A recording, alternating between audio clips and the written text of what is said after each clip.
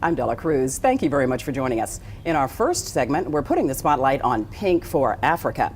Juliette Mills-Lutterodt is the president. Her breast cancer foundation is based in Sayreville, Middlesex County. They also have a branch in Ghana. Juliette herself is a breast cancer survivor. She's joined by Sheba Awoonor, secretary for Pink for Africa. And ladies, it's good to have both of you here. Thank you for having us. With those lovely accents. Say your names. Juliette Mills-Lutterodt. And I'm Sheba Awoonor. Love it, love it, love it. Now, tell me a little bit about your struggle, Juliette, with breast cancer. Well, I turned 40 and my doctor asked me to do my very first mammogram. I went in and I got called back. I'm a hairdresser. I own 2 hair salons. So my life is busy with managing 3 kids, a household, and the 2 shops. I had to drop everything and make this a priority. I went in and they found a very little lump, went in, followed up with an MRI, and the MRI came up that I had cancer. So even though it was caught at a very early stage, I went aggressive. I wanted to be sure that the type of cancer I had was a bit aggressive, so I didn't want to take any chances. And I opted to going through a mastectomy, going through chemo, and all of that. Recovered a good 2 years and came back stronger than ever. Hence the reason why you launched Pink for Africa? Absolutely. As an African girl, I often thought going through chemo myself, if I didn't have the opportunity to live here, what would be the stigmas that will riddle my mind, and what would be the fears and the opportunities that I wouldn't have. So my mission with Pink for Africa is to be able to truly inject as much education, as much awareness, and as much as we can to remove the stigmas that affect so many African women across the globe. Elaborate more on that goal and your mission for the organization. Okay. Our mission is truly about early detection and awareness. Last October, I spent a month in Ghana, and all I did was reach out to, we're starting from age 12, even though it's a little young. We just want, starting age 12, for young girls to be aware of their bodies and the importance of learning how to check their breast. If the fingers are used to checking that breast, it's going to make it a lot easier when they get older. So it's interesting to walk into a classroom of about 750 young girls and only 25 knows about breast cancer. So that is also taboo. Women don't talk about it. And because one of the clearest stuff I noticed was majority of women in Africa feel that because the early stages of cancer, it does not hurt, they are okay because they associate being sick with pain. So they wait till it's too late. We all know cancer is a very expensive disease. And you're looking at an average African woman who may earn $50 a month, can nowhere near afford what it takes to go through chemo, radiotherapy, and all of the other things that affect breast cancer. So early detection is vital to our world. And that is why my focus with Pink for Africa is strictly on early detection. There are other organizations that do mammography and do all the other areas and cover them. It's not enough, but I feel in order to get us to, before we get to mammography, let's learn about tissue in our breast, lumps in our breast, what we need to be aware of so that it can help us and save lives as much as possible. Definitely, knowledge is power. Sheba, tell us about your responsibility with the organization. So it's pretty much the same as what Juliette just said. There is a common misconception in the area where we come from in Africa that breast cancer is only associated with older people in the first place. Secondly, breast cancer is something that when you get, it might be related to a witch hunt, and most men would actually leave their wives if they have breast cancer because they have done something and it's a curse from somewhere or it's a taboo that's happened, is going to bring bad luck to the family. So people actually shun the women they are with, or society would actually shun you if you have breast cancer. So they don't have the support system they need. No, they do not. And this is the main reason why we want them to know that all this misconception they have about breast cancer is wrong. Breast cancer can happen to somebody as young as 18. We have seen women as young as 18 having breast cancer. Breast cancer is actually being found more in younger women now than in much older women. About 1 in 8 women are going to have breast cancer. So the earlier we can reach out to these women, it would save them a lot of medical bills. We come from a place where we don't have free medical. We do not have insurance, so everything has to be paid out of pocket. and this makes it very expensive on the patient when she has breast cancer. Prevention is key. We'll have more about Pink for Africa right after the break.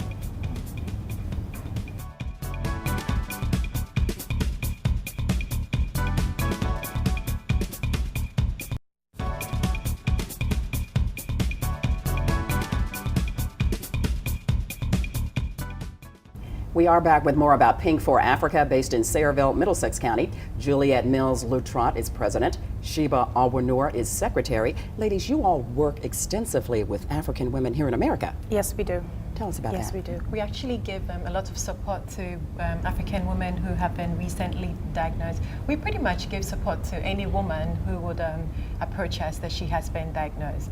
The thing about African women, and especially Ghana, that's where we're originally from, so that's what we're focusing on now, is that they do not know a lot of people, or because of the stigma attached to having breast cancer, people do not share their stories. So when you are diagnosed at first, you are pretty much lost as to what to do. You think you have a death sentence hanging over you. So seeing someone like Juliette survive it, basically because she caught it very early. But also, if you're, we've had to deal with women who've been diagnosed at stage 4, stage 4A, in their latter stages. And I didn't know they had a 4A, okay. Yes, so we have different stages, but not deviating from what we're talking about.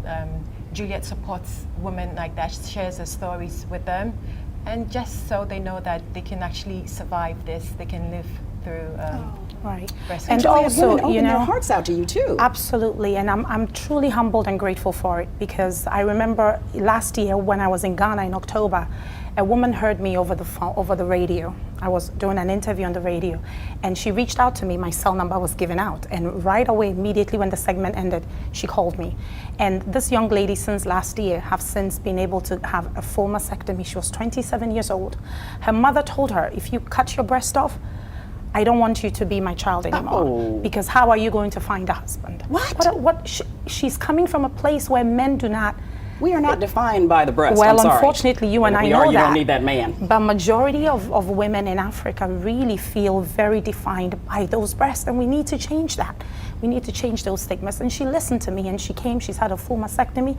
I made jokes about how she is going to get new ones and young ones, and she didn't have to worry about them. She never has to wear a bra, and all of that elevated, right? All of that helped her transition into being able to have the opportunity to feel good about the fact that this was something that I remember meeting with her, walking her into the bathroom and opening up my shirt for her to look at me, because I needed to show her, and her mother stood right there. And I said, listen, you want your daughter here so you can hug her and kiss her for the long term. She will be buried with those breasts, and it will do nothing for her or for you. Exactly. So that, I think it's important. I think that I was spared for a reason, and because of that reason, I need to have a voice, especially in Africa, where the stigmas and all of those things Sheba talked about is just so strong and very. It's amazing when I go home and what I hear and what I see. I come back and I'm even more humbled and appreciated that I live in this country. Our biggest problem that I noticed in Ghana especially is that we do not know how to check our breasts, because this young lady that we're talking about actually saw so many signs of breast cancer. But she didn't know what she was looking at. She was looking at. She didn't know, yeah. So then she allowed it to grow to stage 4. And it got that bad. So because it didn't hurt in the beginning, and we connect pain with any type of disease. So if it doesn't hurt, then it's fine. It's just a little boil. It's just. Then before you know, the entire breast is discolored and it is gone way too far. Hence your seminars. Yes. Exactly. To boost awareness and get people involved. Yes. Breast cancer. Last year we did 10,000. Pink for Africa designed 10,000 of steps on how to check your breast. And they were little square, almost like bookmarks, where women can carry in their purses. And we touched 10,000 lives. This year in October, we want to do 25,000 so that we will be able to educate 25,000 lives. Unfortunately, because I live here and work here, it's difficult for me to be gone for so long. A month is quite heavy for me to be gone. So it's the sacrifice I make for the month of October to be in Ghana to spread the word. We will definitely keep spreading that word. Thank you so much, Sheba. Juliette, Thank you you all so keep up much. the great work with Pink for Africa. We appreciate everything you are doing, okay? Thank you help for save having the lives us. of those women who need it. Thank you. Next, a walk down memory lane with Skate Key. Beautiful.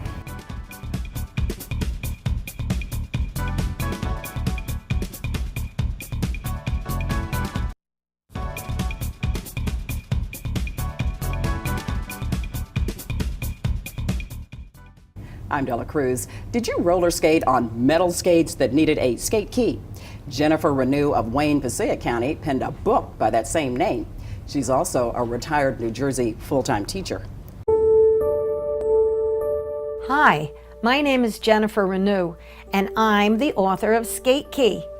Skate Key is a collection of memoirs of 22 people who tell their stories about what it was like to be a child in a different time in America, from the Great Depression through the 1970s. Although the stories are very diverse, they're all connected in that all of the children roller skated on metal skates that needed a skate key in their neighborhoods, on streets, sidewalks, and in the playgrounds. Skate key was a tool used to tighten or loosen the grip of the skate around the skater's shoe. If you lost your skate key, you would be in big trouble. So everyone wore their skate key attached to a shoelace or a metal chain or a ribbon tied around their necks so they would never lose it. Well, I started writing Skate Key because my mother has Alzheimer's disease. And one day she started telling me about what it was like for her to grow up during the Great Depression and how she used to roller skate on metal skates that needed a skate key.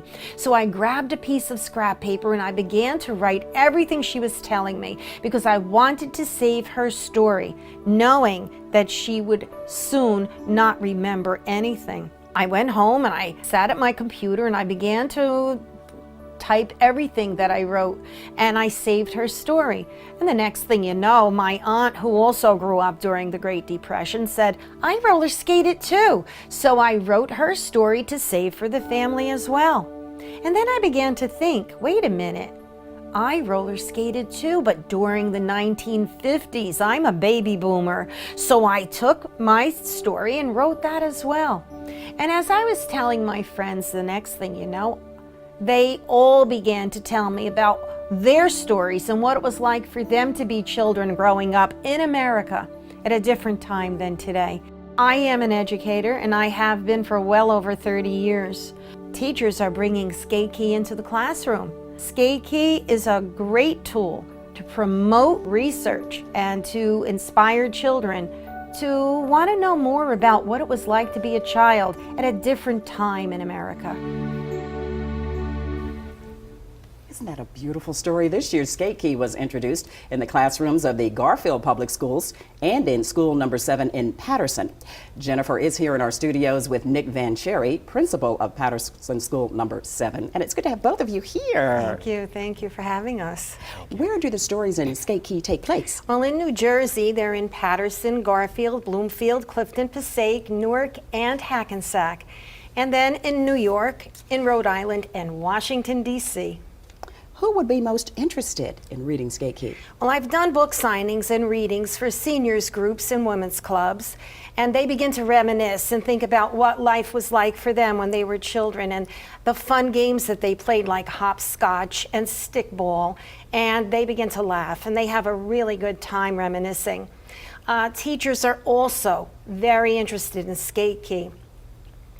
When Garfield brought Skate Key into their classrooms, I did an in-service workshop for their teachers, and I developed a teacher's guide that has detailed lesson plans for every story that's in Skate Key.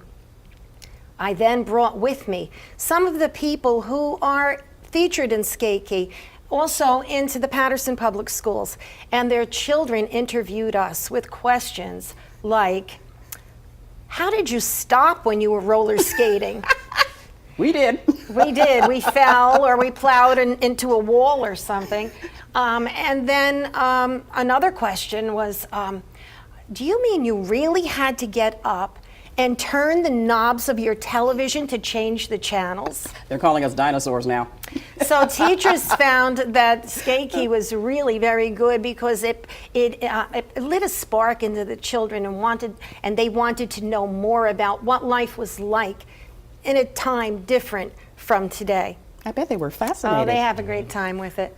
Nick, when blades are so popular nowadays, how does Skate Key fit into their culture? Well, you know, the connection was a big piece, as Ms. Renew was commenting before, when we had the women from the different stories that were in the school. That was the piece that allowed our 10, 11, 12-year-old students to be able to have a conversation with some of the women that were in their 80s and 90s. And for them to be able to see the women that were on stage and say, you roller skated just like me? You skated in the 50s, 60s, and 70s, and they were able to create the conversation from there. It's the connection that was the most important thing for our students. I love the way they say 50s, 60s, 70s, like it was so long ago. What positive effects do programs such as Skate Key have on school climate and culture and student relationships and performance? There's two positive effects for Skate Key. Many of the stories deal with the neighborhood around our school, the Stony Road community, and a large portion of the Stony Road community was actually eliminated with the creation of Route 80. So many of the stories deal with neighborhoods in the Stony Road community that don't exist anymore. And the fact that students now have a sense of their history is a big piece in going forward. They appreciate their school and they appreciate their community by knowing where it's been. And in terms of the benefits in the classroom, we always talk about all throughout the nation standardized testing. The thing that helps us when it comes to standardized test scores is rigorous, authentic lessons and activities. And the fact that Ms. Renew came in, the students read stories, created their poems, took walking field trips. You remember things better when you experience them firsthand. And every piece that we've done with Skate Key has allowed our students that opportunity. More about Skate Key straight ahead. Stay with us. Thank you. That's great.